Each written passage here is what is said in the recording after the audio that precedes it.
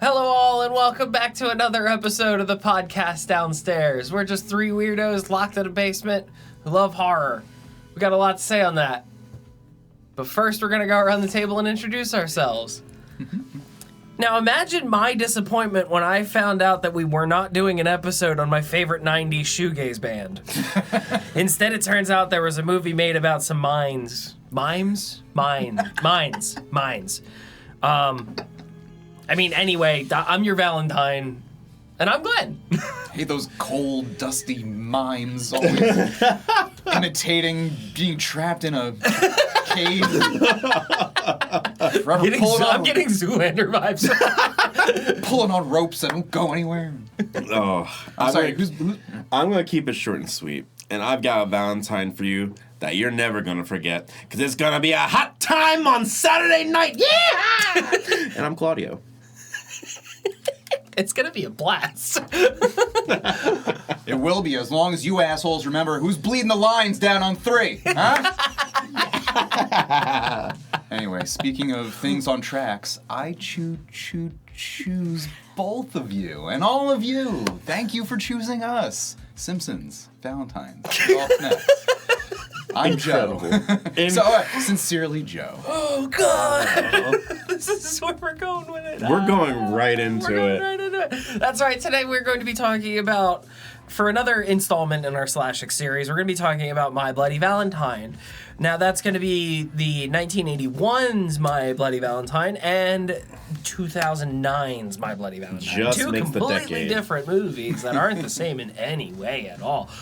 I mean, they're basically the same movie. I mean... Same but different. Alex and Tom fighting over a girl, classic story. It's Axel. What did I say? Alex? Oh. It's Axel. He's way cooler than that. That was just my brain flipping things around. But no, very classic love triangle. We've all heard it before, Classic story of falling into a mine and getting revenge. Maybe on an anniversary of something, maybe not. It's all the same. Old rumor, an old ghost story. Ooh. A confusing timeline. You know what? Say it louder. No, this was a really cool story about a bunch of children getting revenge on folks because the miners were locked away and forgotten about, right? So this is a lost children story, right? Because all the Different kind of miners. What's that? Different miners. Different kind of miners. Yeah. So the Wikipedia summary might have failed me on this one. I had a completely bad misunderstanding what this movie was coming into it. No, it's the miner. It's definitely it's one of those movies that you've definitely heard about it at some point. Like I feel like even if you're not in the horror realm, it's like this movie is substantial enough to like go, oh yeah, I've heard that name before. Whether or not you've seen it, more than likely you haven't.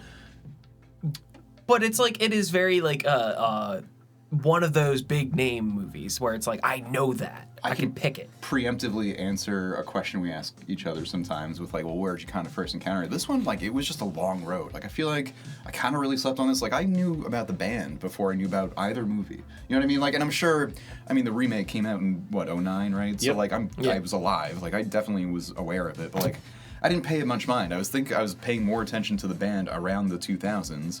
And then, I didn't really pay much attention to the original remake or heard much about it until, I don't know. Yeah. The internet grew. You know what I mean? Like, For sure. I think like this popped up into my purview as like a trailer before a movie that I was going to go see. The new one. Yeah. Yeah. So that's how I was like, oh, what? My Bloody Valentine. What? Oh, that seems interesting. And then I was like, oh, it's a remake. And there's original. And then I just kind of stumbled upon both of those. Let us not forget, it was also advertised so heavily. It was My Bloody Valentine 3D. 3D. Fun fact. Get your glasses. This was the first R-rated Real D movie. Really? Wait. Yeah, R-rated. Real D. Yeah, wait. Not 3D, Oh. but Real D. Remind me what that means? So Real D is the newer logo. iteration of 3D, where it's like it's not the red and blue glasses. It's Okay, whatever, sure, okay. the weird hipster glasses that everybody was It's wearing more, in the it's early better. 2000s. It was like an enhanced. Yeah, Yes. I do It remember was that. made famous by like Disney and Pixar and stuff. So, Sure. but yeah, I didn't really Jaws to this. No. seriously. But yeah, my first experience with it was also trailer. I didn't know it was a remake. I didn't know anything of an original until way down the line. But I feel like this and it was Black Christmas are like kind of, at least when we were younger at the Yeah. time, were like a little bit more slept on. Sorry, not to step No, on no, your- but like basically that's where I was going to. Like other movies, like it's been such a time that like it's the new wave of people experiencing it, not realizing that there is a pre-existing thing of it. Yeah. This is also one of the ones where like the mascot is less mascotting.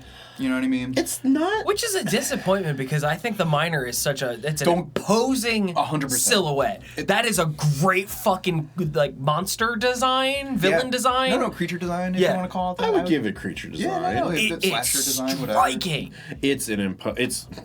Well, I wouldn't call them like jacked, but like it is the tall, silent figure. Yeah. Big, Like- heavy breathing man with a weapon. And Yeah. with an iconic weapon. Yeah. It does take me a minute though to be like, Michael Myers, Jason Voorhees, what's his name? Henry Walker, Henry Wielder, Harry the Walden. What the hell's the miner's name? Okay, you're talking. Is it Harry Warren? I was like, It's some HW. That's what I'm saying. We're barely remembering his Yeah. name. Like I'm so mad that I don't remember. Fuck! Harry Warden. Harry Warden. Okay, I was Harry like Warden? one of those. I think. Yeah. Right? Anyway, Yeah. my point being, like, No, he's the less miner. of a. But like, and it's even like I just think like less clear of a brand. You know what I mean? Like Yeah. less clear of a mascot. Like this was not, you know, a trick or treat costume. You know what I mean? This was not a It should have marathon been. on AMC. Fucking should have been. The way the You all got these mining other- gear for little Jimmy? Hey, you can go to the Halloween store and get a pickaxe. You can Sure. get a boiler suit.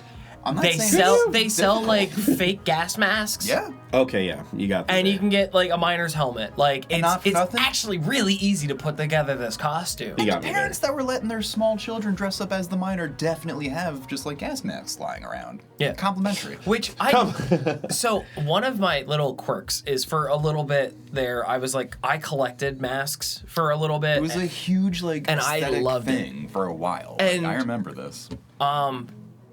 I had like one or two gas masks, and there are so many different kinds of gas masks, This is- different for different things and different. They picked such a good one It's not an for this silhouette. It's not an accident that there was like a like various trends and waves of like post-apocalyptic survivalist culture coming to the forefront right after 9/11. Like this is all part and parcel with what I feel like we kind of, you know, are like generally tracking throughout like American culture in media like at this time is what I feel like I kind of keep want to kind of come back to. Like it's so interesting to me. But like yeah, there was so much like in just like art and music like from 02 to 09 that was like very gas mask heavy. And like there are such great like aesthetic choices that come with it. But like think also of like the Sandman. You know I kind of hate to give a man credit when he's like kind of been outed as such a creep, but whatever. Neil Gaiman's Sandman like has a very gas mask oriented costume as well, and it's dope. Like it's so cool. We love that character. Like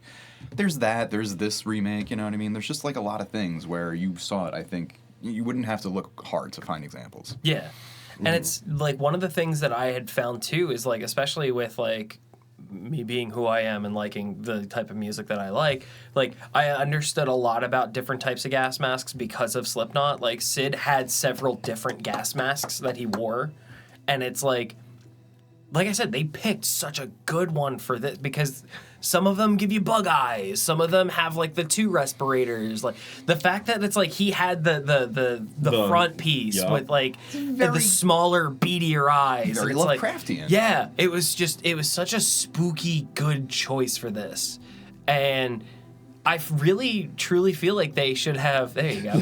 exactly that.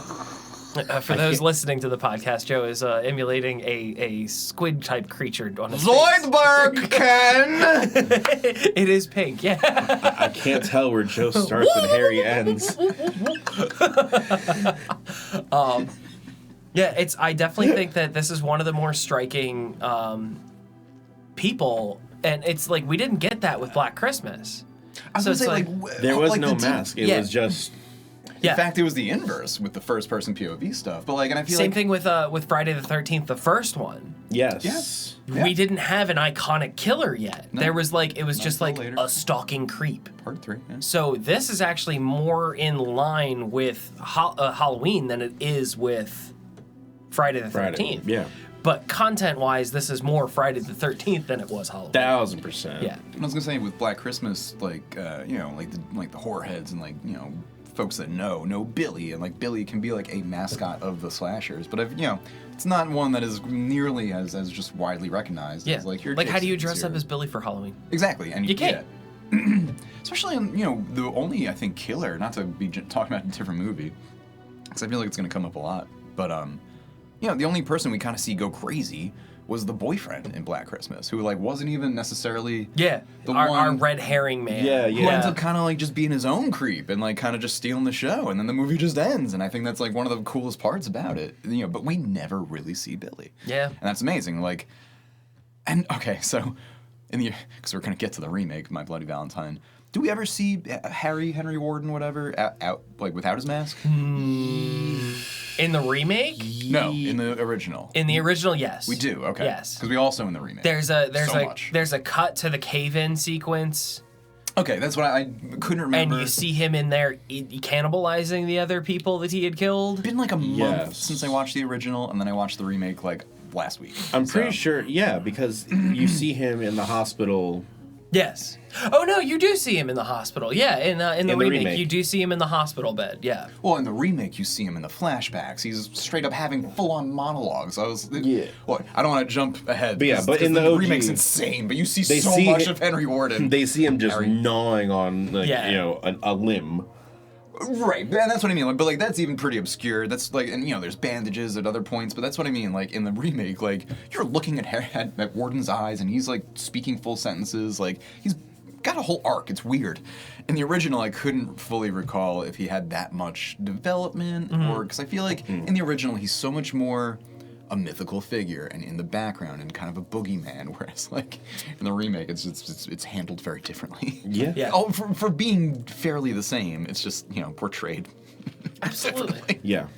Like Okay. to your point too, with like being like, oh, it's a forgettable name, but like you can see the face and everything. Well, Not like even the name, because like Jason Voorhees isn't necessarily a memorable name. Neither is Michael Myers, but like we remember them because how they're how what those names refer to are Yeah. developed. Blah blah But blah. it's like yeah. you say the minor, it's like you can see it in That's a your little head. bit Nobody different, remembers sure. his, and no, like most people wouldn't remember his name. Harry, It's yeah. the same thing as like it kind of feels the same vibe as like with Scream. That like not at any point. I don't think at any point do they call him Ghostface. Sure. Yeah. Not until the sequel. Not or, like, until the later, sequels, like, Yeah. the later ones. So it's like Maybe, yeah. it is one of those things that it's like, oh yeah, you refer to as like, oh, it's Ghostface because it could be anyone. Well, and that's a little bit unique. Because It's like, I are feel you like that's Stu? Are you Billy? Like, well, it's built in where there was like, there was a bunch of us. Like that's kind of like Scream's thing. I feel like a little Yeah. bit now, but like are that you is a Mikey good thing. Madsen? I always forget. Like that was part of Yeah. her come up. Are you Jack Quaid? I was trying to think like who else. Yeah, Jack Quaid. So many. No, so many. But So many. He's so compared many. To but like the sort of Peter Parker Spider-Man of it all. Yeah. Yeah, I don't know. It felt like like Black Christmas, not unlike Billy, My Bloody Valentine, and Warden / even the Minor. To those who know, and we can recognize, and yeah, I agree. Like it's a very striking, iconic, thing that they did utilize well. But yeah, just kind of. Not necessarily underappreciated, but maybe, just not nearly what the franchises of Halloween and Friday the 13th and Nightmare on Elm Street and et cetera have in their, like, places. And it was an interesting jump off, too, when this came out, because this came out, the first one came out in 81. So it's like you're hot on the heels of Halloween, Black Christmas, and Friday the 13th, the first one, coming out the same year as the Friday the 13th, the second movie. I was about to say, because we were going to get into some sequels at that point. Yeah. Maybe. Okay. So it's like the second one had not come out, or may have just dropped. Can I make a weird movie comparison that I don't know if you guys are familiar with this one, but I could not stop thinking about it. Okay, this movie, the original 1981 My Bloody Valentine, is just a slasher version of The Deer Hunter, which is a very kind of infamous post-Vietnam movie with a young Robert De Niro and Christopher Walken. Famous for the Russian roulette bits. Yeah, okay. It's that movie. A very it's like a 3-hour epic, post-war that's like portrait of the American dream gone Scorsese wrong. or Coppola movie. I don't think it's I can't remember off the top. Michael Cimino? Cimino. Yes, Okay. who is if I'm not mistaken, an amazing composer as well. If I I'm believe not so, mistaken, yeah. but I could be confusing because I think isn't he the dude that did Werewolf by Night? And I want him to do more things. Doesn't matter. Someone please correct me later. But anyway, my point being that movie, The Deer Hunter, is like this 3-hour epic and kind of famous for the Russian roulette bits. But the first hour is just like a very kind of deep ensemble portrait of a set of characters who are like these, sort of young men, mid to late 20s, very clearly in a sort of state of arrested development in a very sort of low-income town based around a more industrial blue collar town. Yeah. I can't. It's a steel mill thing. Yes. It's a Canadian steel mill town. If I'm remembering right, something to that effect. But yeah, just very blue collar, very also men who were interrupted by war and have not developed as people as such, and the broken ways that their lives have kind of unfolded as such. And it's this very beautiful, dramatic portrait, whatever, right? But just that backdrop of a bunch of dudes kind of cutting it up and getting drinks and getting off work and hitting the showers and going to their favorite local bar and closing it down and this, that, the other. And they were kind of doing beat for beat that same sort of there was a handful of shower sequences. That's what I'm saying. It was very mid-20s guys in the late 70s vibe, just playing grandmaster in the shower. We're guys being dudes, and we're drinking, and we're fighting, and we're partying. And we're sharing girls, and we're fighting over ladies, and it's very much this kind of vaguely incestuous, kind of very too close-knit situation. Yeah. And it was... Supremely macho. But in a fake way, in a very almost pointed way. Because yeah. in Deer Hunter, it is extremely performative, and they break down what it means to be a man, to be a person, to be an American, to be alive. And it's super existential, and it's crazy, and it's I highly recommend it when you're in the mood for it. But this kind of pantomimes that. It's miming. Oh shit. Pantomimes it. Bringing it all together. You really dug for that one. Back on track anyway. Who's bleeding the lines? But just to evoke this deep evocative thing, and then just to be not. And I really enjoyed this movie, so I'm not shitting on it, but it was just so funny to me to because it's around the same time. I think that was a late 70s movie. I believe so, yeah. Something like that. So it felt so clear to me, oh, this is just Deer Hunter with pickaxes instead of a steel mill. It's an old coal mining thing, and just the this same is also difference. Canada. Yeah. Nova Scotia. Replace Russian roulette with But it was with a supposed to be pickaxe killer. somewhere in Pennsylvania, but it was shot in Canada, but all of the license plates say Nova Scotia. You know what? And all of the people had their boots going on. You know what? That's camp. That's what that is. It was cool. Hey, we appreciate the countries and states that give grants for filming in their beautiful, landscapes, and God bless those, places that do that. We love those places assume, that offer asylum. For filmmakers, I mean. Yeah, true. No, but it's or funny. podcasters. Yeah. But it's funny because that one was Canada trying to be Pennsylvania. But watching the 2009 one, I'm because I'm coming off of Jensen Ackles in Supernatural, which was filmed in Vancouver. I'm looking at this town and I'm this is totally in Canada. And it's not. It's actually upstate PA out by like fucking like Pittsburgh. And I'm like, son of a bitch, they got me again. The remake was filmed in a virtual reality tank. Okay, so let's not even pretend to discuss locations for the remake of. Hey, I'll give it to them though. They did use locations very well in both movies. I will have plenty of actually complimentary things to say about how they at least like attempted to get the most out of the 3D technology and really like, thinking about how shots would unfold and like there was intention behind a lot of that 3D nonsense. It just like hits so different in 2025 on my TV, Oh, yeah. but like again, Oh my we'll god, get yeah. there. So in 81 though, interestingly enough, talking about shooting locations for the original, the director George Mihalka, however you pronounce that. Mihalka, I wholeheartedly know. One of the little bits of trivia that I had found out was apparently like he chose that location to film at specifically because he saw pictures of the mine. He was like, "This is decrepit. This is gross. This is creepy. This is going to be perfect for exactly what I need."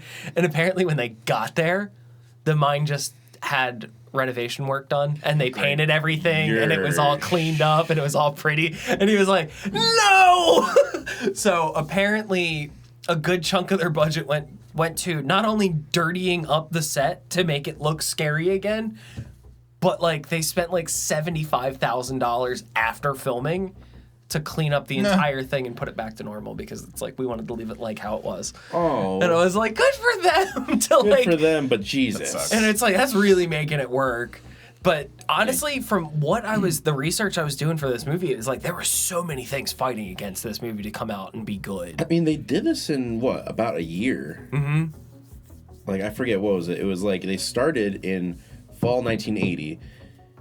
Hits theaters 1980. Like, it was a very quick turnout. And it was like they had to fight so hard because this is about the time that censors started catching on to like new slasher movies, and it's like Friday or Halloween, Black Christmas, and Friday. There was a trend happening. It's all new things that are coming out. Chainsaw as well. It's like it's all new stuff coming out. Censors didn't really know what to do with any of it, so they were like, "All right, well." No one was trying to get this weird before this. Yeah. But now that it's becoming a trend, this is when the censors started hopping on, and they scraped this movie clean. That's interesting. There is, I think it is 10 minutes of the movie is 9 or missing. 10. Oh, I think I Because saw it that was on a lot of Letterboxd gore was cut from the actual final. And this is... Which is disappointing because it's like, this is a splatterfest.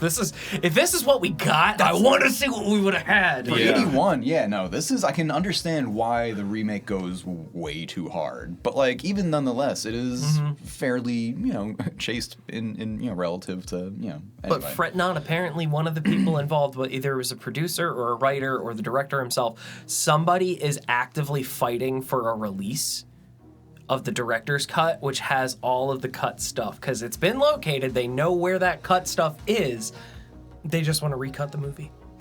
Speaking of like trivia and whatnots, and I think I mentioned his name, Axel. The only kind of background stuff I had on this was that Axel is played by Neil Affleck, no relationship. But he is now, or had been, throughout his career, not much of an actor, but became an animator. And he contributed to 2 shows that you might be familiar with that were big favorites of my childhood, Rocko's Modern Life and The Critic. Whoa! Oh! That's a really weird step. So just, people can pivot after my Bloody Valentine into anything. Yeah. Also in 1981, our dear Neil Affleck was in Scanners. Oh, shit. Damn. As medical student in Mall. Ah. But he was there. That's Very really cool. fun. That's 2 81s. Well, good for Same him. year for Neil. Seems to have a very illustrious career. That's just very cool because I love those shows. And, like, says a lot about me as I was like, yeah, I would love Rocko's Modern Life. A weird existentialist Australian marsupial trying to navigate how absurd life is. And then, The Critic.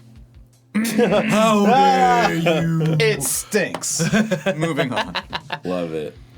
Yeah, where was I? But sorry, yeah. No, to double back on the location, because it was a real Yes. mine, a lot of their shooting was actually done, like, deep in the mine.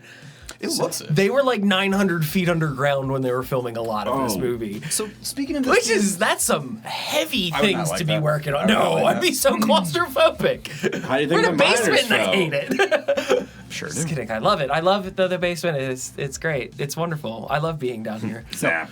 In a coal mine, a cave, the descent, or like in a submarine, deep underwater, or deep outer space, like all that. No.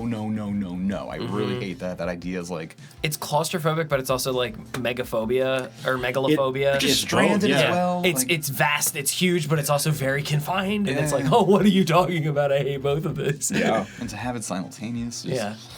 Hey. Luckily, with the Descent, a lot of the filming for that was all sets. And it's so dark, you can kind of just allow it to like Because Yeah. they just had they apparently had rocks that they would makes just sense, like just move stalagmites around or tights, whatever. and change Hell so that way the yeah. sets would look different. very And I was smart. like, that's fucking genius. I love that movie. I'm so glad that gets like recognized anymore. But Oh yeah. Where's the Descent remake? I'm kidding. Right. I'm kidding. All right. speaking of like recognition, I was gonna say that this is, I think, a really good example of like an older movie, even a pulpy, getting pulled by new censorship regulations. Very opens with. By the way, like. What a kind of legendary cold open. It made me very much want to be like as I'm taking notes, I'm like, note to self, like look up how popular these types of cold opens were, because Oh, for sure. you just see who you know from probably just promotional materials even at the time is gonna be like the monster is like just derobing this like very dolled up blonde lady, and you're just getting like full frontal right off the bat. We're gonna do it, and then Plenty of blood and violence immediately before the title credit Oh, yeah. drops. Like this is a pretty like big swinging kind of opening. Also, like, didn't topless woman with a gas mask on? And I was like, yeah, this is how fetishes are born. This is how. Which Yo, I gotta get I'm the quoting spray Jason bottle. Mantzoukas here. That is from How Did This Get Made? I'm getting a the spray fantastic bottle out. podcast. But no, these are how kinks are this born. better not awaken anything. That's exactly what I was thinking. Thank you. Shout out to the Dean on Community. Rena-deen-deen. I also did find out that I wanted to say Casey Affleck. What was his name? Neil. Neil Affleck. Apparently, he was talking to people about like doing press and stuff for the movie. The entire team actually withheld the identity of the killer from the script, from the actors, from everybody. Nobody knew until Neil went to special effects one day to get fitted for a fake arm, and he went, I think I know what this is Okay, I was about. gonna say, so we're full on we don't care. We're gonna say Yeah, we can stuff start that's leaning into spoiled. this. The movie is let's rock pretty and roll. old. I agree. Yeah. I'm not, just wanted to make sure we're letting Yeah, everyone yeah. know. But no, I was trying to remember okay, it doesn't matter. Because I was trying to remember what was the cold open of the remake, but it's all just bananas and chaos and just immediately jumping right in. Yeah, and I think we'll it's get the there. So we'll get there. explode. Yeah, it's Nah, a it's like 10 things at once. yeah.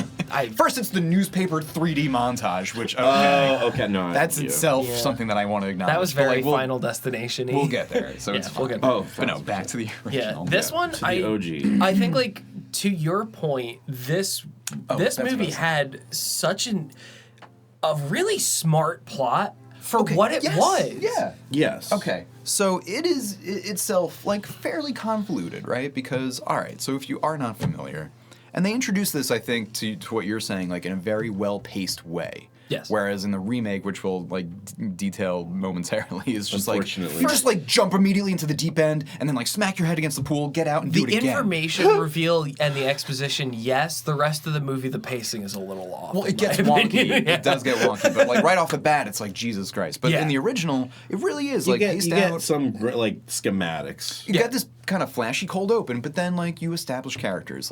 There's a whole first act, and it really builds accordingly, I would say. And that's what the point I was going to mention earlier is that despite this being kind of lowbrow, pulpy, blah blah blah, it still works well, especially in comparison to 40 years later or 30 years later, because it's still adhering to basic 3-act structure rules. Yeah. Right? So the plot can't help but kind of benefit from there actually being characters with, as silly and absurd as they are, arcs. Whereas in the remake, It's just insanity because it's even though it's the same characters doing more or less the same things, same love triangle, same essential lore in the background, even though identities get swapped and whatever. Yeah. But like everything unfolds so hyper, it's doled out like you're at a hibachi restaurant and you're getting like slices of the, They're just throwing shrimp at your face. Yeah, and it's like I love that, but like it's a different experience. You know what I'm saying? Yes. Like, and they really did build this like 3D remake as like a come to the arcade, sign right up. We're gonna throw shit at your face. It's gonna feel like blood. Tits. And like the remake was Full frontal nudity for like several minutes. They're fucking Your Honor! It's crazy. in 3D. 3D! You ever wanted to see a naked bald man's head? Well, you haven't seen it like this before. Oh, Jesus, Mary and Christ. Was it the same year as Piranha 3DD? I feel like 3 double D. I think it had to be floating around the same time. 3DD? I think that's what was it was 2012. Okay. Okay, so close. Yeah. But Piranha 3D was 2010. Okay. So, like, well, all right. So they were like, "This is a hot market. We need to hop on this." It was happening. Yeah. literally, crazy style. Yeah, Piranha was a really blue movie too, if I'm remembering correctly. I haven't seen that in a minute.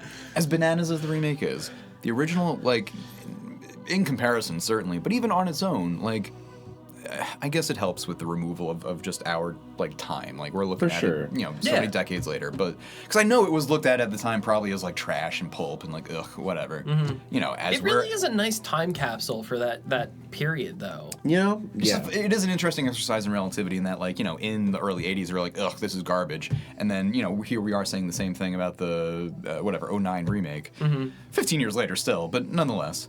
But, it's funny. I wonder if God, I hope 20 years from now, someone isn't, like, revisiting the genius of the So, Joe. My Bloody Valentine 3D. The rights are bought. I'm not saying there shouldn't be more. Blumhouse owns it. That's great. I'm not against remakes. Yeah, but it's Blumhouse. I see. I'm still kind of doing my homework and working my way through. Like, I feel like I've only encountered Blumhouse stuff kind of sporadically as I've visited different things. Like, I don't really understand them as a brand so much as I know Jason Blumhouse specifically as this like producer wonderkind who's just kind of doing a lot of stuff. And so I got to look at that more closely. Yeah, I don't know. I'm torn on it because while they do have success in some movies, I know it's very a lot of depends where you're looking. They pad out with a lot of stuff that's just not really like almost like Worthwhile. Tubi exclusive type stuff, and it's like, ugh, guys, come on, be discerning. But No, I was gonna say I didn't want to like talk do- smack, but like I feel like you can say similar things about like I feel like it's a criticism A24 gets more often now that it's kind of been expanding and diversifying even more. And it's like the quality is starting to spreading itself maybe a little thin, but maybe that's part of it. And like, but then you're also getting the blossom of other ones like Neon coming up back, and like we're going jumping up back in and getting a little hot. Yeah, no, they had a fire lit under them. Maybe who knows? But no, yeah, that's what I'm saying. I'm not an expert. No, I do think like with the mention of like the time capsule thing kind of brings to attention, it's like I really do feel like these movies were trying to be very current in the way that they're like portraying the world. Like they had to Contemporary. Yeah, it was like it was a foundational piece of the plot for both movies as to like what the time period was. And okay, because like I thought it was really interesting that the remake had to be like, oh, we're taking into account the real life financial downturn of the country, and that it's like, no, these people's lives depend on this mine. And it's like, I think it was cool that it is like a snapshot in history of that. So it's like if they did do a third remake, hold on. I think it'd be interesting to do like a 2020s version of like, oh yeah, the killer goes from house to house because everyone's quarantined. And Axel's at home trading Bitcoin. No, I was kidding. I'm kidding. I don't want that. Fucking hated Eddington. So if we're gonna talk about shitty COVID movies, we can talk about shitty COVID movies. But no, wait, I was gonna say that like that's I would, for just the sake of content, let's say, I would counter with the remake kind of like reflecting the economic instability of the time. Because you're right, it was like a couple years post the like housing market bubble bursting and all that stuff happening, so like you're absolutely right. I just don't know if I want to give them credit for reflecting anything in society. I think they were very much like tunnel vision, looking at some very specific things. Tunnel number 5. Oh shit! Tunnel number 5. Fuck! Tunnel number 5 vision. Bleed the lines. Bleed the lines. But no, I don't know. That's I think giving them a lot of credit. Yeah. But that is a very well, good, it's like, thoughtful it may thing have been to something give them. that was considered for the original. That it's like I think since that was worked into the plot so well, it may have been kind of as like almost a side effect for the remake. That it's like if we're incorporating parts of this plot in there, that part kind of serves itself in there already. It's a built-in. I would give it to the original, but only in so much as that I think, again, that they were just intentionally aping the Deer Hunter. And like I Could feel be. like that is itself doing a very like, oh, hollow American dream. What we thought would sustain us is not.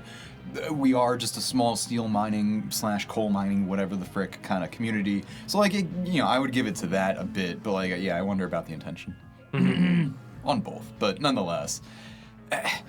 They both were very pulpy, very silly and absurd. Like, I really would love to kind of, like, ask the writer of the original, like, what were you thinking when you came up with the legend of, like, Valentine's Bluffs having, like, this ridiculous, like, big Valentine's Day dance being a huge town tradition? Something that, like, itself is, like, something that the town rallies around, like, both in... You'd be sitting there going, you ever heard of a sock hop? Oh, yeah, that's what I thought. Well, because Your mother. it was harkening back to, like, so you were saying about the plot being more interesting, and I agree, but, like, even the original, the whole, like, mythos is fairly convoluted, right? Because the movie's 81. It's tracking a legend that is born out of events 21 years earlier. Because in 1960 in this universe, because of the massively popular St. Valentine's Day dance, that just distracts the whole town. Everyone's in such a rush or was to... it 10 years? No. 20. 21. Specifically 21. 21. Because that's when all the stuff with, is it Henry or Harry? Henry, right? Harry Warden? Harry Warden. Harry Warden that's when he gets forgotten about because of the popularity of this dance. Like, I can't emphasize that enough, that is the thing that, like, distracts everyone. Like, again, From the fact that he's trapped in this cave. 1960. Well, we got a dance to go to. These poor 20-year-old folks just needed to bang so bad in 1960 that they can't wait to forget about poor Harry Warden in the coal mine, and then he gets buried and what? Disfigured. Warden, I dig you out of that hole, but I got a date with your mother. And that's when he's like surviving on eating his fellow miners. Yeah. Not the children. And he's eating his friends and his coworkers, and then but they find him He eventually. goes crazy while he's down. And it goes crazy when he's down there. So they Yeah. find him, they throw him into a mental institution. A year goes by, so it's a 1-year anniversary situation, and then he escapes the mental institution, goes crazy. Goes on a killing spree. Goes on a killing spree, then the cops shoot him, he runs away, they think he's dead, he's obviously not, and then it's 20 years after that, in 1981, that we're getting, we've banned the dance for 20 years. You can't do it. We tried it. Oh, now the young cops are the old cops, and it's very, like, intergenerational. And I feel like despite all that convoluted mythology, which is doled out, not immediately, if I'm remembering correctly, like, I feel like it's paced out. Spills out throughout the In a entire way thing, that is, like, way more palpable than what you get in the remake, which is just, like... Because this, at its core, this is an Insane. Agatha Christie novel somehow. I just forgot. There were people who died in between Yeah. him. He gets out of the mine. Yeah. Kills the 2 people Are you that... talking about the remake now? No, OG. The original. Okay, Yeah, he gets out of the mine, kills the people responsible for the thing, then gets taken to the asylum. Mm-hmm. So, like, that's like the cast, like, he went insane, he murdered. He's like, don't ever do this again, no more parties. Yeah. Leaves. And then And there's 20 such years a- later, here we are. And it's cool though because you get that cold open and you just have like the guy in the full-on, mask and costume, and you never see his face, and he kills the lady, and like you never know what's up, and that's like weird and mysterious and kind of sexy and kind of giallo, and you're very like, whoa, what's this? And then credits, boom, and the story starts. So like that's like how you use a cold open. Like you just no context, just boom, hook them, and then bam, thesis, here we go.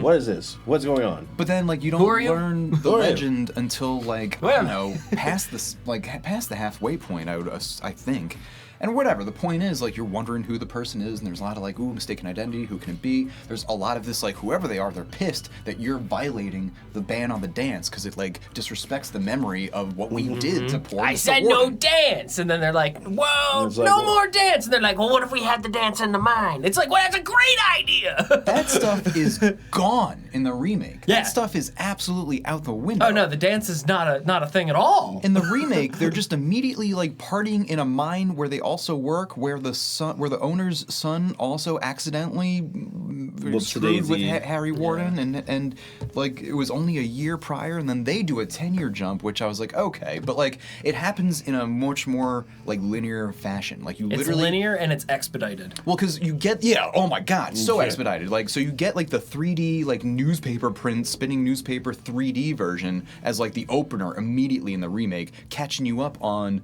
like what you then also get a dramatic reenactment of, and it's just so like hat on a hat on a hat on a hat. Yeah, in case the exposition wasn't enough. That's the kind of shit where I'm Now like, we're gonna show you a diagram. your Here comes movie the mining cart. Choo-choo. your movie wouldn't be so stupid if you didn't assume we were so stupid. Like it's kind of a That's- self-fulfilling prophecy in that case. That's but, a big one. But again, I don't want to like jump ahead, but like making the comparison to how like you saying like the plot works so much better in the older one. I think that's so much because it benefits just from it Letting being it be. older and having just more craft behind it. Whereas the intentions of the new one are so clearly 3D tits, blood, and that'll be enough to sell tickets. And it's Yeah. just like, well, you know, Let's would get be that nice. hot new actor. Let's put him in there. Let's Isn't- get that hot old actor. Let's put him in there. Isn't And God that bless just- him for doing some things and having Tom Yeah. Atkins hang out, and you Yeah. know, there's For stuff sure. we can give good thumbs up to, but like Jesus. And to the point of like the weird timeline of the original, I think it was actually quite brilliant for the way that they had paced out the time, because it's like it had to be 21 years It creates tension. and then it had to be 20 years. Well, there was like they really wanted to play with the fact that they wanted Valentine's Day on a Saturday, because they wanted Friday the 13th to have happened the day before. I did laugh when I just saw that on the Yeah, calendar in the there's background, so but many, it is subtle. There's so many nods to it, and it's like I feel like this movie gives love, hugs, and kisses to the other slasher movies that came before it in so many different ways I that it's mean- like we're not ripping you off, but we're kind of cheating on your homework. But like If in you a wanna much, talk no, really- but like in Yeah. a friendly, like, hey, we're part of a weird club now. Like, Yes. not like Yeah. fuck you, Which- ripping it off. Like, which is cool because there was nods to that in the remake, that they kept that as a through line. So- and I love and I'm that. shocked it didn't become a franchise because the miner is such a crazy mascot. Like, it could have really had legs. I feel like I'm shocked that it didn't have the popularity. But, sorry, go on. It could have, yeah, but like we're talking about like references. The first two that come to mind are, I mean, from OG to remake and like not to jump skip. They both have the laundromat kill. Yeah. Yes. And I thought that was really cool that they Yeah. kept that because that's so. There's fun. also like pickaxe Well, through the chin. Like yeah. that was a whole thing that we did that But was you like wanna- same you but wanna different. reference Texas Chainsaw. You have in the OG, tunk, Yeah. right onto the Stuck shower onto the head. wall. And same like it's thing in is, the head, but like still, it's the effort of picking up and Axe in the hooking. well, there's a pickaxe in the wall, and he picks her up and, And puts then- it through. yup. That's very That's the cool Halloween. Like there are so many nods to things where it's like the one gag that they did in both movies with the pickaxe through the chin, they didn't do it so much in the remake, but in the original when it comes out through the eye, and it's like that feels very Halloween. They kind of did it in the remake, but it wasn't Well- up. It was through the back. Yeah. Well, Well- he also pulled his jaw off. Poor in Mr. that. Atkinson. Yeah. Which that was cool. That was for as digital as Yeah. it all was. Like that's still a neat. Like they had to think about that shot, and even with the 3D like nonsense, like I'm it's still pissed cool. that we didn't get the hot dog kill though. We didn't get the face boiled in a pot of hot Yeah, dogs. sure. They take the heart out of it, and then I was thinking dude about the gets a- dryer, the burning. Yeah. then the dude goes to grab the beers, doesn't The head. acknowledge that the body's. Why did the head have grill marks? Oh, but wait, That's wild. the laundromat like / hotel whatever kill. Yeah. Like it was cool In to the remake? Well, because both it was cool to do like the homage bit, but like it just felt very. It felt more shock value-y than like inclusivity to do it with Yeah. a little person. Like that felt, I don't know. I was like, hey, why did that That was a really weird. Was it just so that her legs would dangle that much more? Like it just felt a little. It felt like a weird choice. Ha at her, not like. Yeah. I don't know. There was no. I didn't love that. That particular sequence in the remake made me like. I paused the movie for a second and I was like. I did too. Chell was watching it with me, and she went, "What?" And I was like, "I'm just trying to think of like process for they wrote this, and then they went to casting department and said, I got a really weird request, and they're like, well, what is it? It's like, well, I need a blonde who's okay with full frontal nudity. Oh God, we'll get there. And I also need a very busty little person." Allegedly. That's what I need. Yeah. Very busty as well. Very busty little person. There's nothing against that or giving work to folks. Like I'm not against like. It was and just if they like, were into it, cool. I just casting department getting that note of like, what are the specifics of this scene? Celine Luna, that's her name. Yeah. Just didn't feel like we were laughing. With She was great. I loved folks. her. Also, like that dog was adorable.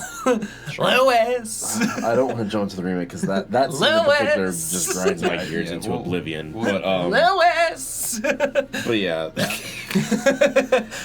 Just a lot of really interesting ways to the special effects department went off on the original. Both it was have to cool give creative flowers to classic kills, if you will, but then also make it its own way of doing it. Like the nail gun. Yeah, I thought that was really cool. I mean, it felt like it was like because mines have nail guns apparently. I'll even say I think it's not only sort of not obvious idea, but sort of like you better do a literal anatomical heart in a candy heart box. Like you better do that aesthetically. Like that's a great choice. You literally called the movie My Bloody Valentine, so like you need to do that. Yes. Right? Also, took me way too long to put B mine and a mine together.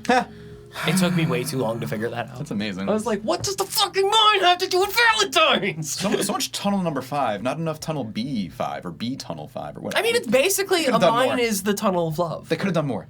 The indubitable tunnel of love. Sorry, Aristobel. Marry me. It's in the banana stand. Wait. What was I gonna say? Damn it! It always happens. I'll just keep talking about this. Give flowers to original kills. Yeah, maybe that was it. Yeah, just like special effects department went off. I was gonna say how much better the original was than the remake about something. So it'll come. I mean, when we talk about the remake, it'll probably pop up. But I agree. Like of the two, I would pick the OG over the remake on any day.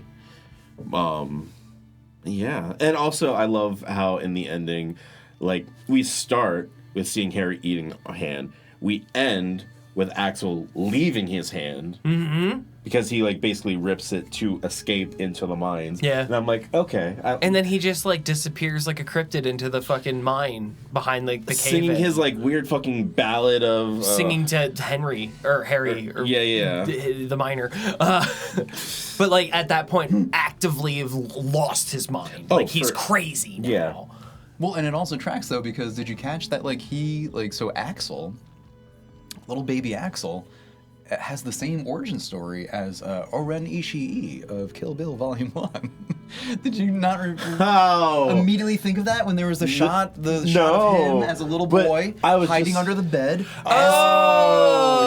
Shit. As Warden is murdering his father. So it's really funny that you say that because it's kind of a revenge weird thing that he's also taking the spirit of the guy who ruined his family. It's really interesting that you point that out because I did not put those two together, but I did know that this is Quentin Tarantino's favorite slasher movie. No kidding. Yes. I would believe that. That makes so much sense. Yeah. Wow. Actually. And I was like, holy shit, you copied homework.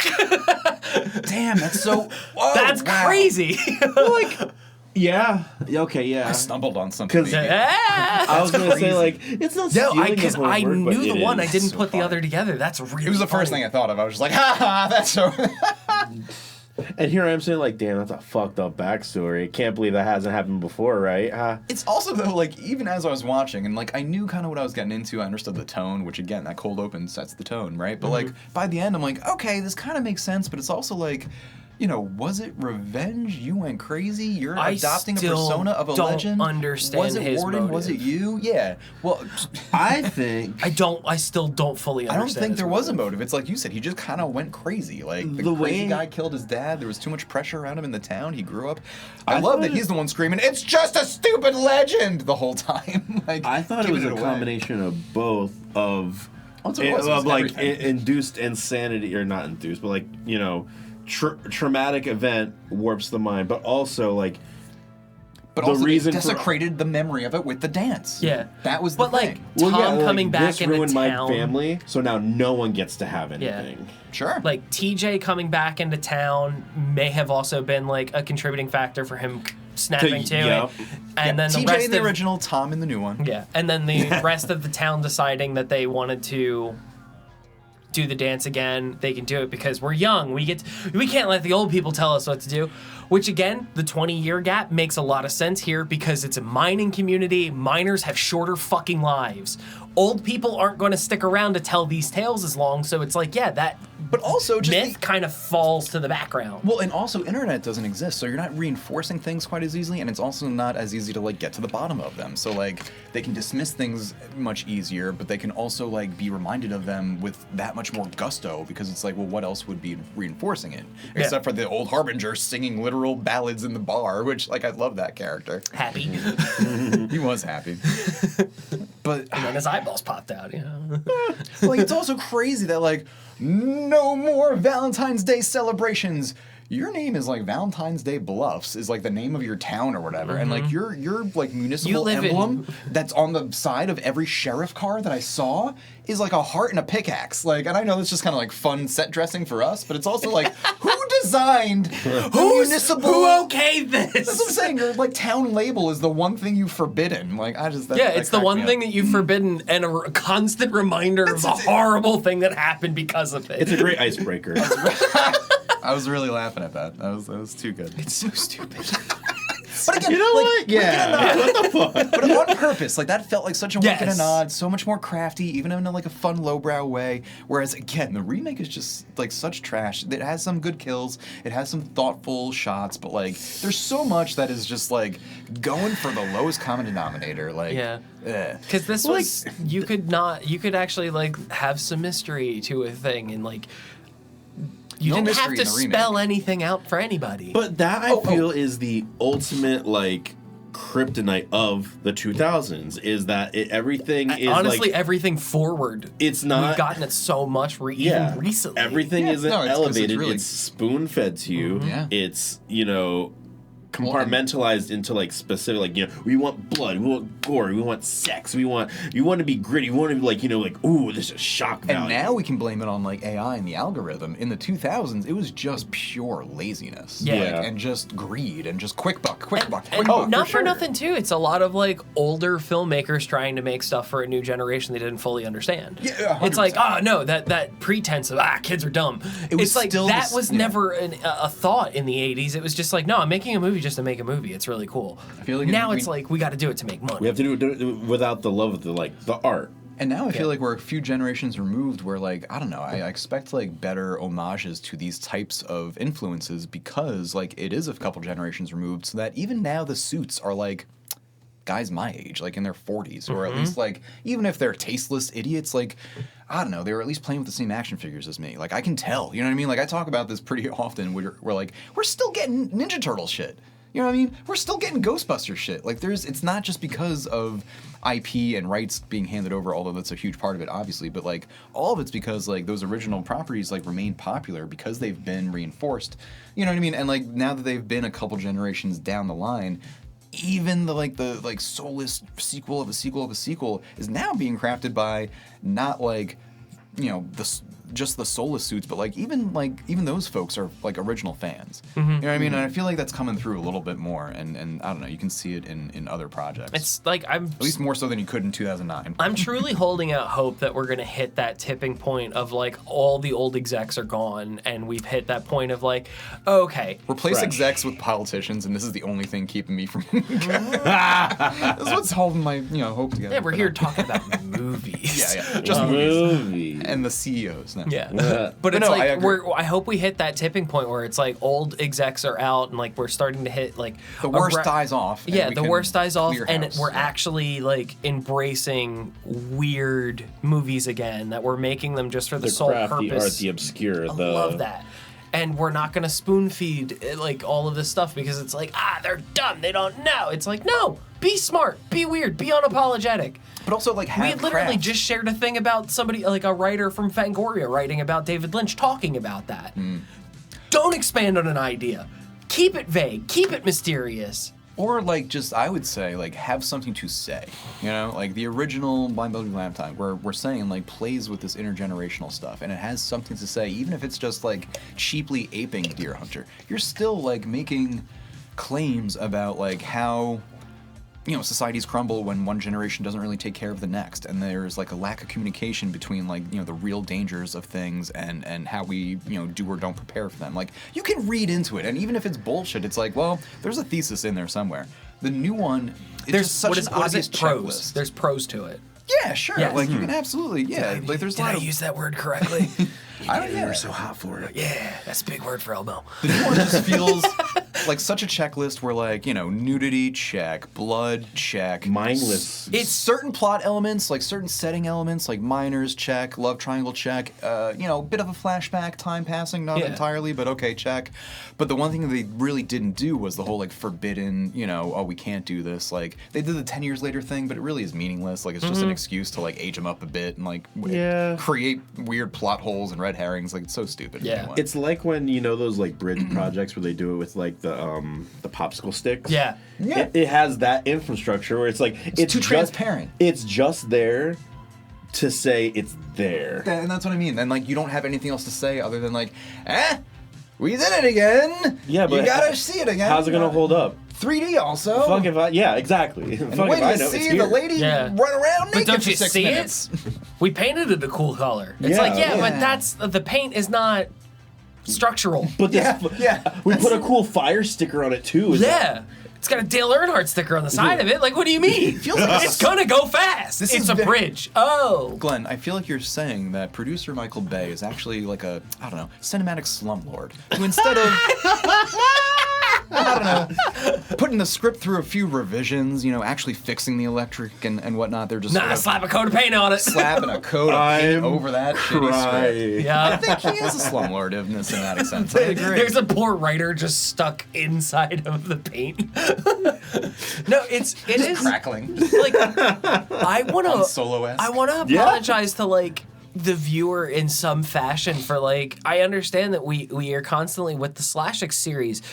There is always the conversation of like the old movie had so much prose and there was stuff to talk about and it came from a direction. But that's just honestly how this worked though. I was about to say, that is there the was cliche. something to be said in the original, and then the remake in the early 2000s is just like, fuck that. And it's not a coincidence because, again, they had the same producers. Platinum Dunes was behind most of these not all, but a lot of these 2000 remakes. Michael Bay, I'm shitting on him on purpose because his name is in the opening credits of a lot of these things. Also, he sucks as a person. Like, but, there is that honest thing, or not. Let me do this Michael Bay style. You don't have He enough sucks. of a shitty haircut for that. You have to have, like, terrible, weird bangs. Should I take my top off, too? I'm... You're gonna take off my shirt. Oh my god. I think Claudia would have to at least like twerk while washing a car, like for this to be a true Michael Bay production.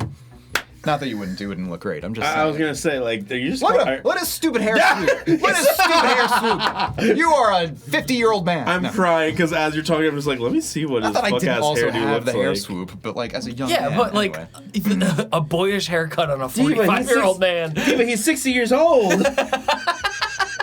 Also just like a real piece of work, I think. Hey, Anyway. you know what? The only person that's allowed to do that is Ferris Bueller. Allowed to do what? The boyish haircut at 60 years old. I'm Oh, talking about Ben Stein? No. Or just Matthew Broderick? Matthew Broderick. Present day. Yeah. Sorry. who's 63? As a baby-faced man, I can't help but, want to Yeah. sympathize with poor that guy. But, what were we talking I'm about? crying. Bloody Valentine. How did we get here? Oh, yeah. Production. Oh, just the fact. Oh, the trends. Yeah, no, because it is such like a cliche, like, oh, the book's better than the movie, oh, the older version's always better than the remake. But like, this is where those cliches come from. Like, we're doing the work. That's kind of why I wanted to do this like little project, was to be like, I haven't seen a lot of these. This is something like we should all kind of go through so that we can honestly say, yup, the remake sucks. Like, now I can say it with my full chest. Yeah, better to because, confidently you know what I mean? say it than just be like, It is genuine. Like, We're doing this to come by get it something honestly. off our chest, really. 'Cause I've been saying this for so long. Oh, that's what I was gonna say earlier about the heart thing. It's such a cool iconic thing, whatever. In the remake, it's just to the billionth degree, and I don't know. I didn't need to see a pile of the boxes. That was a cool touch. I'm just thinking about that woman whose actress, the name that you mentioned earlier. the one in the motel room? Yeah. Or Yeah. Which- the 6-minute full frontal nudity. Which apparently I think Irene or whatever. Irene, I read it Betsy was. Rue. I read it was her idea. I hope Yeah, that's true. I whatever. did read the same thing, that apparently it was supposed to be her first full frontal scene, and she was like, you know what? I think it'd make more sense, or whatever reasoning she gave, to do this whole scene Can we talk running about around it? naked. We're here. Can we talk about it? Yeah, Right? we're ready. We're ready. I want to talk about. We will shift gears. I want to talk about Carol, guys. to 2009's Patrick Lussier directed. Even if we don't we can formally shift. That's cool. But I just got to talk about this scene. Which also, that director directed Terminator Genesis, literally the worst The Terminator worst ever. one. The one that really broke me. whoa, guys. Worse than McG. What? Dracula 2000. White Noise, The Light. Wait, Dracula 2000, is that the one with it's almost like a superhero? No, that's Dracula Untold. No, 2000 is Jerry 2000 Butler. Yeah, Yes, that's it's Jerry. the one with Gerard Butler. With the Dark Prince Jerry. I was gonna say I kind of have a soft spot for Dracula Untold. Dracula 2000 is just, and which is also fun, Yeah. but a different Dracula movie. All right, so tell me about Irene's scene. Oh, okay, but all right. You can go, and then I'm going to say why. No, all I was trying to say was it's. First of all, not a prude. Totally down with how nudity can work for a part of whatever. I really enjoy Under the Skin, not just because I also can appreciate Scarlett Johansson. You know what I mean? Well, as a Colin Jost impersonator, you're almost legally obligated It's kind to. of it's not even really any kind of violation, truly.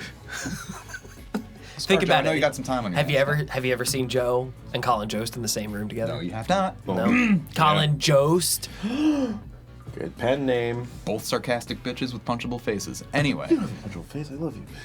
You have to catch me first. I'm very fast.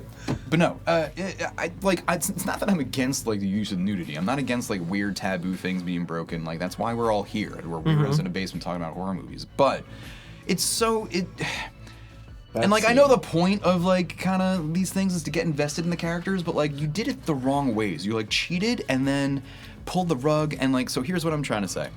You're watching this woman literally run around in this one scene where, okay, if you haven't seen it, this woman is having sex in a hotel. Very loud. Super loud. It's like a funny haha bit as our leading man is checking into the same seedy motel. Anyway, we transition into she's obviously about to get killed because it's a slasher and people are having sex.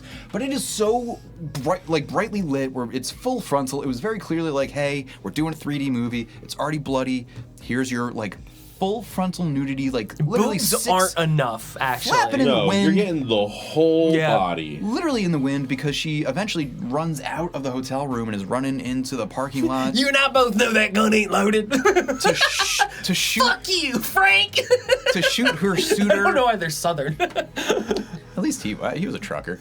Yeah. To shoot her suitor, who now has a sex tape of her that he didn't get consent from her on. Anyway, she's just in heels and nothing else but that and the gun. Anyway, she's running around the parking lot, and it's just a whole scene, and then he gets killed, and yada yada, they get chased.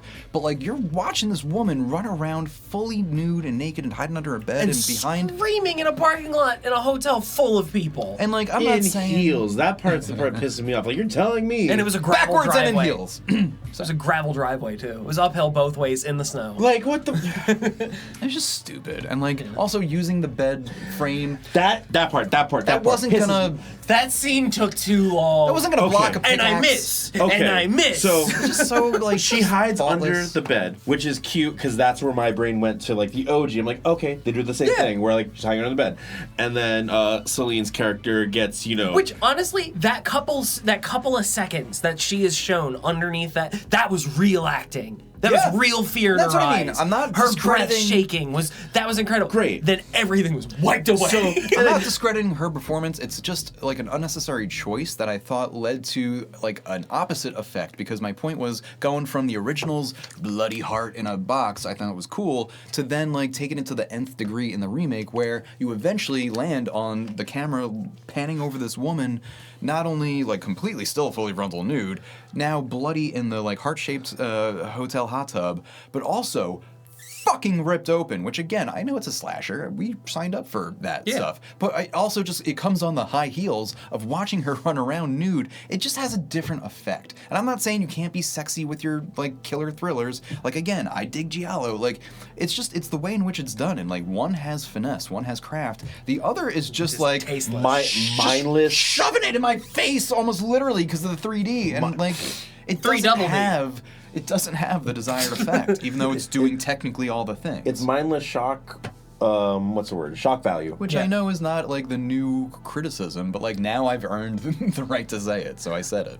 Oh no, absolutely. And just like speaking of, I can't get over that hotel scene because she kicks him and then she runs and then she's like, "I know, protect me, the great." And just like it's this thing, like she's pressed against Very like thin wires. Like yeah, I don't know if it would she's work. pressed but against it. And then You're he still- misses like 9 times. She's like, you missed me. He was and then- fogging up. He was fogging up. And in if his we had bedroom. to- I can't see where you're Auga. I mean, I guess better to do it a bunch than to never do it, but if we had to have one more 3D shot of just him slowly pointing with the top of the pickaxe, I'm gonna lose my mind.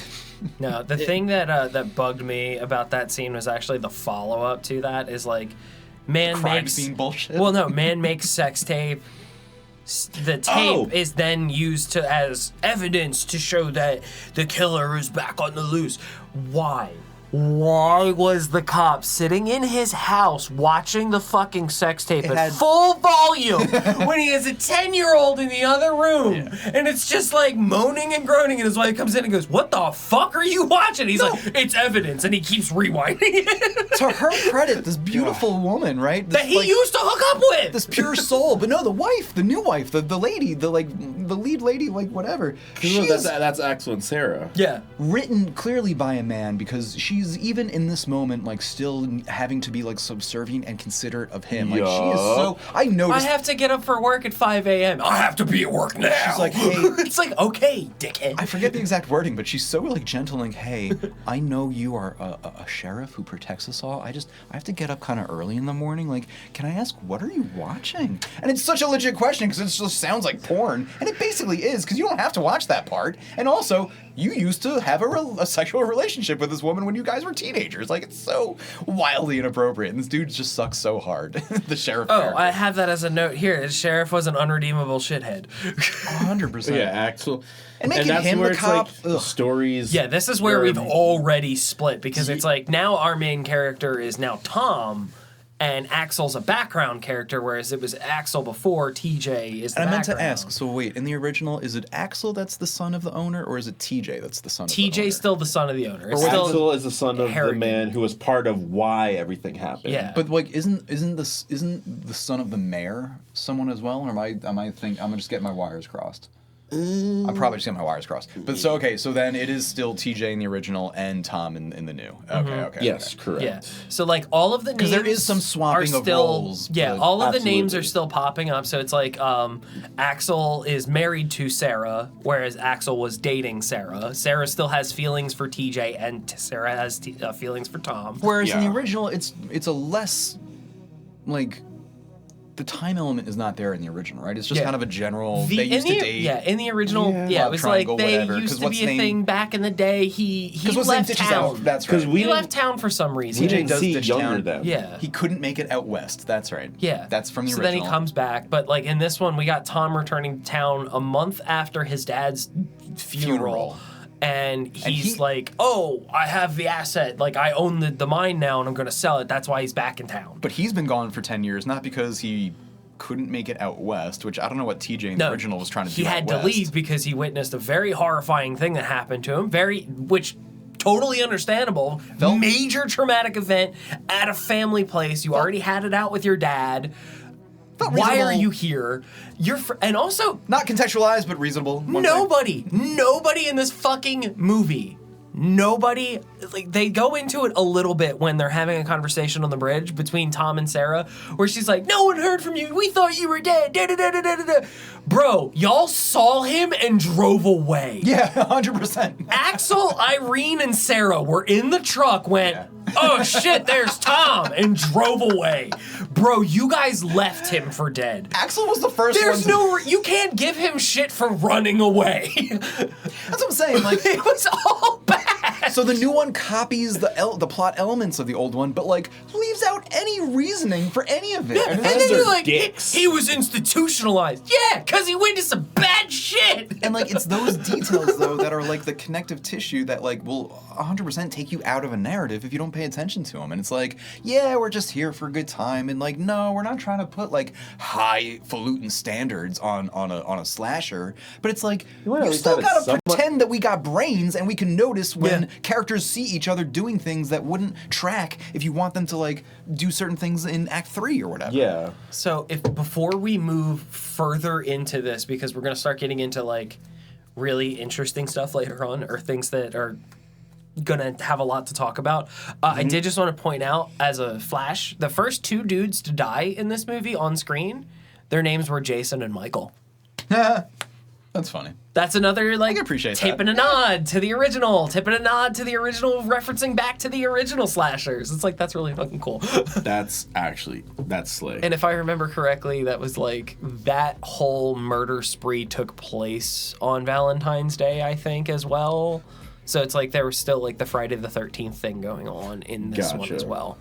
All the like headlines of the 3D newspaper are just so like heavy-handed. Like, it literally just like minor abandoned, like, oh yeah, like at the beginning, son, black sheep. Like, it's just like, okay, they were like, shithead son responsible for the killing of 17 good men. It's like, who's writing these newspapers? Just so pointed, so convenient. Fuck ass Jensen Ackles showed up to work badly one day. It's like, why are they being like this? Yeah, those newspaper articles had it out for Tom. Holy shit. It's just whoever was writing all of it was just had to be just on so much cocaine. Yeah, this movie was like methamphetamine. Like, it just, like, everything happened so fucking fast. At least in the first like 20 minutes, and then you're right. Like, around the like mid to like pre-finale mark, it's just kind of like, bleh, and you're just like, why are we watching these vaguely attractive people be mean to each other? And guess when I fell asleep for the second time or the first? I was like, man, I'm so ready to lock in. And again, like, when you front load the action, like, you of course are gonna run out of steam. And you like, also front loaded some of the drama too, like all of like the really crazy reveals that happen in like the first like 10 to 20 minutes of this movie could have easily it means nothing later on. Like, you get that bomb dropped when Axel's hooking up with what's her fucking face from Megan from the supermarket. He's cheating on his wife at his dad's old abandoned house. Again, new character, new plot, unnecessary. But then it's like she drops that bomb of like, oh, I'm pregnant. And he's like, fuck, I'm a married man with a 10-year-old and a wife. Like, hey, what the fuck? Glenn, is that gonna come back? Never! Oh, okay, thanks. Never! And even the worst part is that Sarah later on goes, I'm not blind, Axel, I know. I know that you've been cheating on me. It's like, everything is... So you're just fine about that, though? I mean, well, that would go back to what Joe was saying about being, like, the doting wife and, like, you know, what you have to... I mean, I'm not defending it, but, like, if we're talking about the arc... Yeah. You know, it's choose to look away. War dichotomy bullshit. Like, it's so obviously like underwritten and just. And it's like that would have been a very interesting subplot twist of the knife that would have happened like midway through the movie when you start getting that bogged down. Here, we're gonna bump it back up again. But there was so little consideration. They get tuckered out about halfway through because they're like, now we're trying to do a Agatha Christie novel of who done it, and we're gonna do detective work, but nobody actually does any detecting or work. Yeah. And everyone's just breathing heavy, like not the characters, just the writers. Like I could feel the writers. I was gonna say Tom Atkins definitely was. He's old and he smoked a lot. He was innocent among this, you know. For those not familiar, Tom Atkins was in Night of the Creeps, Halloween 3, The Fog, Maniac Cop. Like this is like he is our old school, patron saint of horror. Much like John Saxon, just always a sheriff or deputy or lieutenant trying to get to the bottom of these very Tony Todd-esque, where it's like he just sort of pops up and stuff, and it's like, oh, there's my rugged old man. Yeah. Who he's been an old man since he was 29. I don't know. I feel like we can all blame it on Halloween 3, Season of the Witch, where our sensible hero, leading man, romantic lead, is just like this like twice divorced kind of sleazebag womanizer who's like definitely a functional alcoholic and like eats too much red meat and can't run. He looks good in jeans. You know what I mean? Like it's just like made up for everything in the 80s. That mustache does a lot of the heavy lifting. That's what I'm saying. Like that was like just a very Tom Selleck-y kind of vibe. And we also did get that one the bar fight scene when Jensen Ackles walks into the bar and nobody's happy about him being there because he's responsible for the mind collapse. And then we get Tom Atkins going, well, everybody stand the fuck down. It's just so much yelling in that whole movie. Like the whole movie is yelling. I was taken aback every single time Jensen Ackles just went, fuck.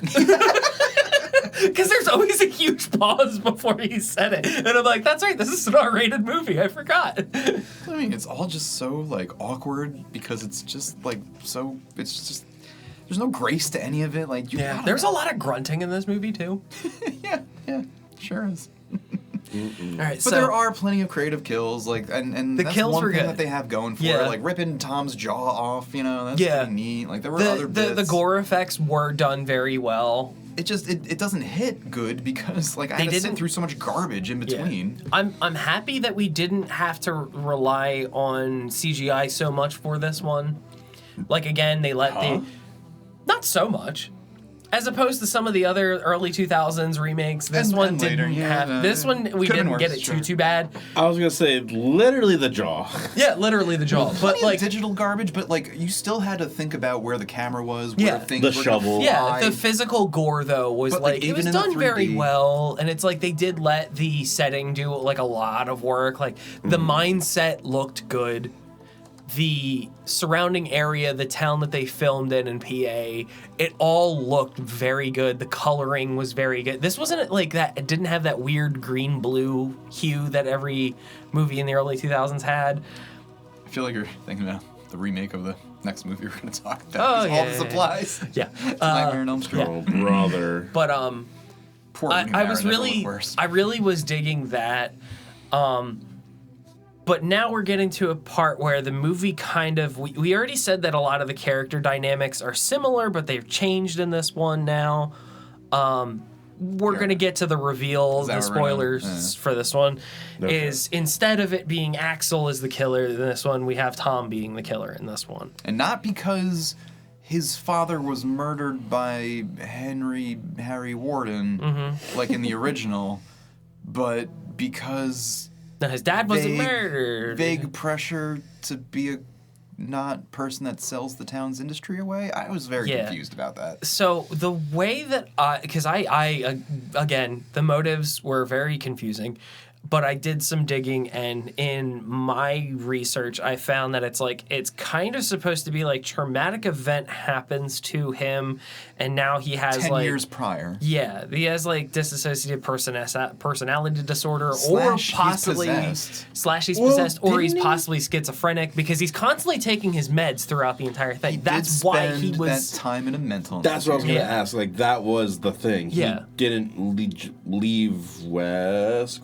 No, he just left town. And Axel's, cheating sheriff shtick was just a red herring for Jensen Ackles / Tom TJ's insanity. But like, it wasn't done well though. It could have worked. You could have went in like the possession realm. Would have been kind of cool. Would have been so neat. You could have, like that. Like if they had leaned into like that scene when like, oh my God, Henry's like right in front of Jensen Ackles and is about to kill him, and it's like Tom Atkins guns him down, and it's like in that final like eye glance, his soul transfers or some shit. That would have been cool. It would have been absurd, but it would have been a mechanic or device that we could have at like least it would have been sunken our teeth into. or but like it would be like on the screen. You know what I mean? It'd be evidence to point at, as opposed to like all the like, well, us filling in the gaps. But instead, instead, outside of the narrative, we're seeing him have like lapses in his memory, but it's like he doesn't see what the miner sees, but he can see the miner, and like none of that really makes any sense. And then we see him do the switch into like becoming Henry, and it's like, what the fuck is going on? And that's the headache about. I'm gonna. Old man shakes fists at Sky. This is what I hate about the 2000s. Like they put so much effort into being different, into being like this, like shock, being like clutch your pearls, that they forget about like the actual story and like making it something that can withstand the times. Because like. The reveal would have worked had they given us like little things to be like, oh my God, I do remember when that happened. Shit, we did take that the wrong way. Like the whole thing of him watching, like him being pushed into the cage, which was the same cage that he was in when he gave the cue to go bleed the fucking methane tank. Him being locked in the cage. Okay, that's already a cool thing. The area, the setting, sick. There's that shot of him being on the ground and then him looking up and him face to face with the miner, and then they both stand and mirror each other. Yeah. That would have been really cool if they had held on like the mirrored movements thing or something like that, But and then it's a cool callback. Like emphasize the whole same on both sides. Yeah. So, And it's like if he used the pickaxe to like bend the latch so that way he was stuck in the cage. Wouldn't all 10 of them hard. All 10 of those people that came in, wouldn't they have noticed that the pickaxe was on the ground next to him? They're basically doing the Fight Club reveal of like, oh, they were the same person the whole time, and like it doesn't track. Like again, the details, the mechanics don't support what you're doing, which is just an obvious like pivot from the original, and it's just doesn't. It's the other thing that really pissed me off about this was like the way that they laid out the characters. That it was like. I understand they were going for the shock of it was actually Jensen Ackles. Aha! We've changed things. It's like, I get that you guys were supposed to like red herring that it was Axel. If you saw the original, you were going to go, it's definitely Axel. He was so irredeemable as a character, though, that why the fuck would I ever want him to win, even if he was innocent? It's not satisfying. It's not satisfying. Because at the end of the day, like, Sarah's fucked over. Because now she has to take care of her son by herself, and her husband's a piece of shit. Honestly, I don't even care about their family. But here's where I get annoyed, because it's like, okay, we're weirdos that love weird movies, right? So we appreciate camp. We appreciate bad things. We love a so bad it's good.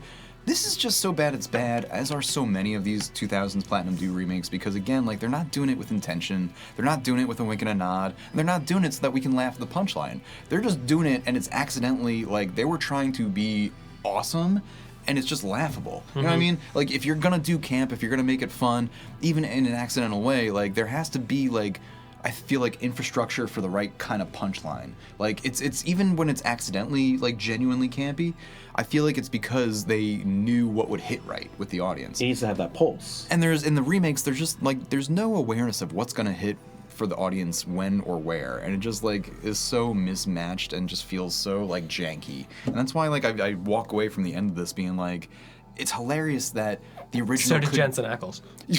Barely, while he hobbled away. Walked away from the end of that. With his Did he also like fucking look at the camera after he took the mask 100%. off? That was, and I loved it, but like it just again would have been such a better.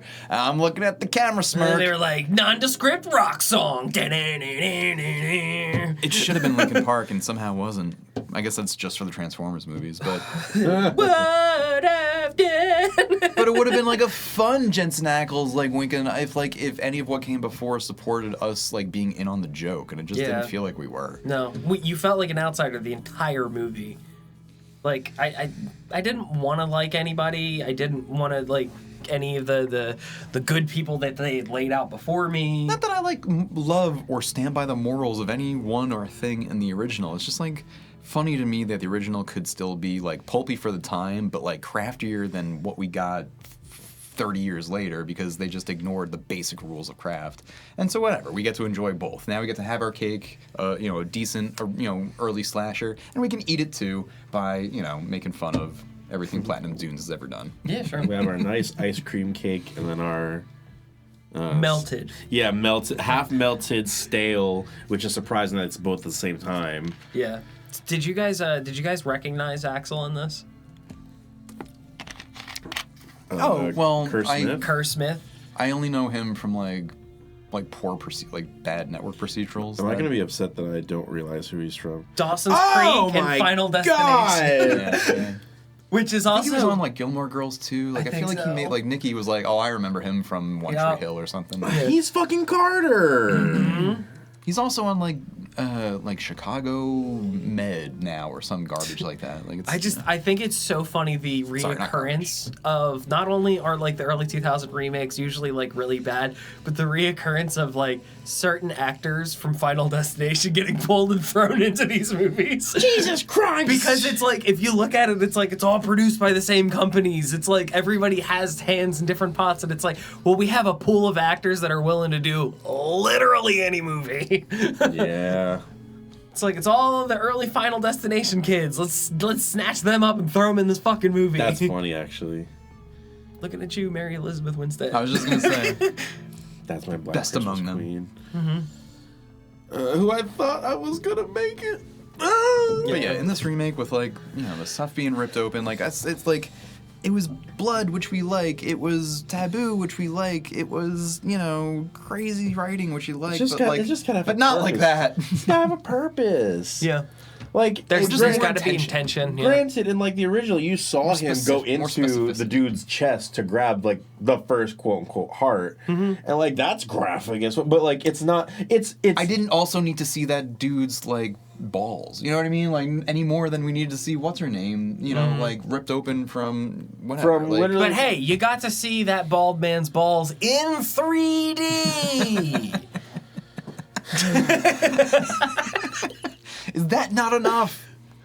It was not. Just when you think that the movie was bad, just remember it was 3D. Which should That's make what. up for That's the everything. great. So I it was give it. bad in an extra dimension. Which, so not for nothing, in my rankings, I would think to put this, I think, above the Texas Chainsaw remake. Yeah? Well, because this at least has like the kind of fun of like, well, I know they're doing 3D. I know it's way over the top. Like I am meant to laugh at certain things. That's an interesting thought. Whereas yeah. like the 03 Texas Chainsaw remake, the first one, not the New Beginning prequel, sequel to that remake in 06. Don't get confused. Whatever. That was just so miserable. Like there was no fun to be had in that one. There was nothing. This one I can at least not like chuckle fun, at, no. That was like, we're going dark and it's meant to be dark. So I'm trying to look at So- my remake. Yeah, My thought that's with an My Bloody interesting- Valentine 3D is that I don't think it was done with the sake of like, we're in 3D, let's make this ridiculous. It's like, as all horror movies do, they want to scare you, they want to shock you. Yeah. Having a pickaxe, Bigger gag. Yeah, literally, swung at you, quote unquote, will entice like. It's silly now because of how it looks, and like I'm sure if we were of age seeing this in theaters, it would have a reaction to us. But us seeing it now, sans glasses in the good Lord's 2026, Yeah, on our way higher resolution TVs than this was meant to be seen on. When I watched it, like I watched it on my laptop, but still like some of the Still stuff, higher resolution. yeah, but still, I'm like, this looks bad. But like again, that's because of the time. Yeah. So like in my opinion, I don't like. I would put Texas and Bloody on the same plane. I would not put one above the other, only because it's all about intent, and unless they, not accidentally, I can't think of the word, but like their intent, in my opinion, was to shock and to scare, not to be campy. They were accidentally campy. I think, just because of the timing. I think that's a good way to look for at it. me personally, I would put Texas Chainsaw higher than the My Bloody Valentine remake, just because I enjoyed Texas Chainsaw better or more. I would probably put My Bloody Valentine on the same bar as Black Christmas. The remake. The remake. The 06. Where it was like, all right, I see what you guys were going for, that you're trying to do same but different. Yeah. It just did not fucking land. And see, like, I have, like, the remake of Black Christmas and the remake of Bloody Valentine, like, very much, like, neck and neck. Mm-hmm. But I was going to say, how do the ratings compare for you on that So one? for me, 'Cause you it's- actually have, like, a listed... Of the ones I've rating. seen, so, like, there's about a dozen altogether. Like, we still need to, and I'm looking forward to now, because I feel like this is such a bridge between, like, okay, now we're going to get away from the more, like, mascot-y, core four, whatevers. For sure. Now we're going to get into, like, Prom Night, Hills Have Eyes, Sorority Row, Last House on the Left. Yo. The Fog. We can, like, so we're kind of getting away from, like, the whatever, and that'll be interesting. But so far, of what we've seen, I have at the top, number 1, Halloween from 07. I think that's, like, I can, like, defend that. I can, like, Yeah. that's, like, a 3.5 Fair star enough. movie for me, you know? Yeah.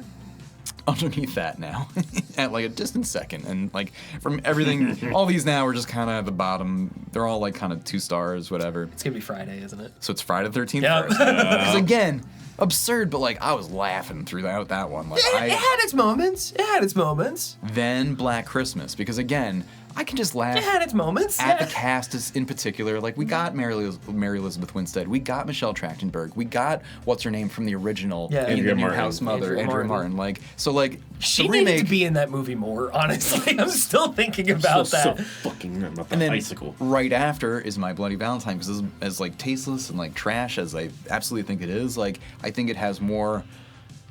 Not redeemable, but like whatever. There's just more like chuckles to be had than Nightmare on Elm Street or the Amityville Horror remake, or at the bottom for me is Texas Chainsaw, because I just don't like the texture of it. What was going on with fucking Ryan Reynolds around that time, man? Listen, We'll get into that. We'll get all I'm into saying, that. I'm That's a excited to story get for into a it. question for another day. Reynolds. But at That's least it. Valentine had some like Bearded, shirtless. thick beard, yeah. Yeah.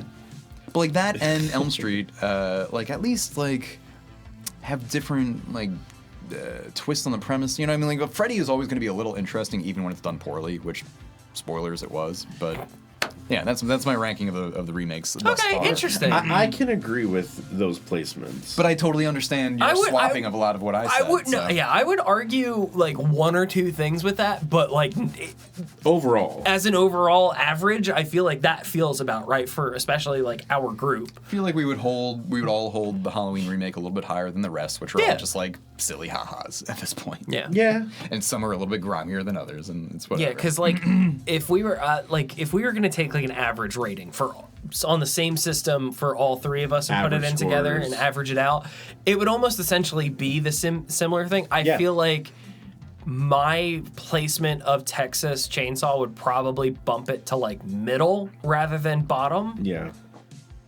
only because I would put it higher than Friday the 13th.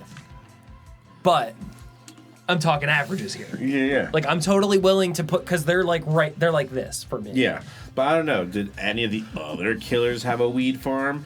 I don't know. Weed farm. What fucking square am I? Daddy likes that. Daddy likes that very much. Is a line from that movie.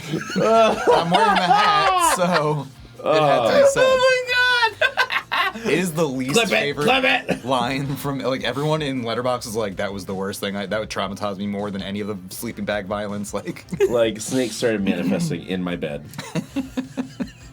that actor too. Like I just know him from Superstore. To see him as such a sleazeball was so Yeah. funny. God, I hated that. Of course he did. That's all I really. Yeah. think Do you I guys have any final for- thoughts? Unless we want to start getting into the post-hardcore shoegaze, stylings of My Bloody Valentine. Seeing as though that we're at about like 90 minutes, it's probably a bad idea because I could probably talk about My Bloody Valentine and the impact that they had on music as a whole and the impeccable genius that is Kevin Shields until the cows come home. But that's not for this podcast. Go Or- watch While original Michael movie, Bay yes. was ruining movies, other folks were bringing back like other stuff. Wall so. of sound. More pedals. Go watch original movies. If you think the remakes are stupid, always go back to source material. See where the trend started. Yeah, don't be afraid to take chances in being a filmmaker. Do not talk down to your audience. Yeah, good lessons. And yeah. Be unapologetically weird. And yourself. and not just a perv. And not just for movies, Yeah, but don't in be a life. perv, yeah. Or be a perv, but be a harmless perv. You Be a perv harmless with another perv. Be a perv that lifts up other people. Yeah, there you go. Or just A rising be a person. perv. Just be a person. Rising perv lifts all pervs. No, Just what? be a person. Just be an uplifting person. Don't take advice from weirdos That's in the my basement. fetish, is being uplifting and supportive to all my friends. You know what? Yep, there it is. Well, that'll about do it for us at the podcast downstairs. We hope you had as much pervy fun as we did. You can catch us on Pervious episodes on YouTube and wherever you get your podcasts. You can also find us on TikTok, Instagram. Be sure to like, comment, subscribe, all of that stuff. We would love to hear your thoughts on things. Who knows, that could be your fetish of telling us what you think about other movies. Certainly not. I don't know why Godfather's this is a on fetish that. conversation now. We'd like to thank our producer and tech wizard, Don, as well as Not Great Entertainment, for all of the help setting up the pod. We want you to take care of yourselves, and until next time, stay out of the basement.